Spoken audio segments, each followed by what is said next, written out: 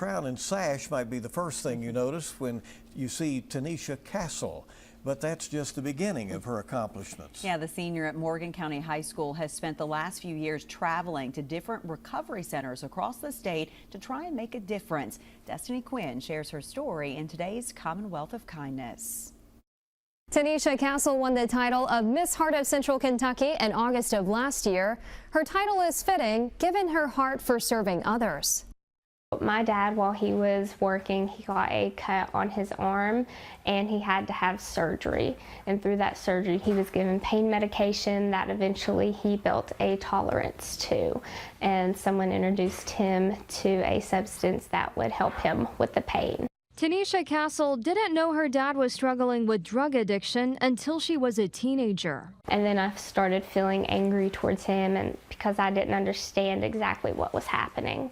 But whenever he decided to go into recovery, we sat down and we had the hard conversation of what his drug addiction is like in his life and how it affects me as his child. Unfortunately, he slipped back into using.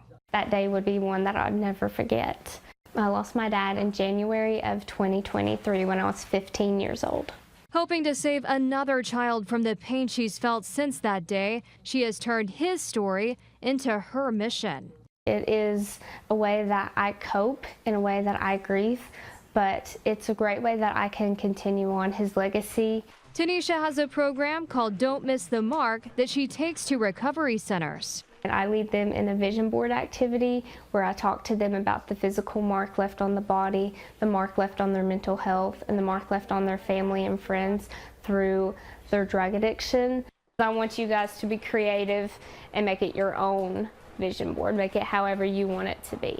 The vision board is supposed to illustrate what they want their future to look like. It just had a lot of positive quotes on it, a lot of things like that, things about the future that I want to achieve, keep my sobriety, be a better father. I want to go back to college. Dylan Collett has been staying at the New Vision Recovery Center for a month and a half. He says Tenisha's story put things into perspective. No matter who you are, you can be affected by, addiction. It doesn't hurt just you, it hurts a lot of people around you.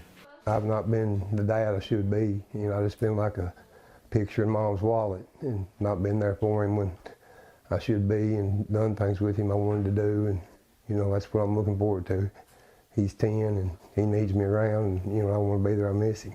Nick Worrell has struggled with drug abuse for 20 years. He plans to use his vision board as a reminder. I know I was clean when I did this, and a good mindset, and it helps me look to the future. I know I can do it. I don't have to give up, or no reason to. CEO and founder of New Vision Recovery Center, Amanda Nichols, is impressed by what Tenisha is doing. Substance abuse and mental health within itself holds a strong and heavy stigma. So someone her age that is standing up for what she believes in and for wanting to make a difference is huge.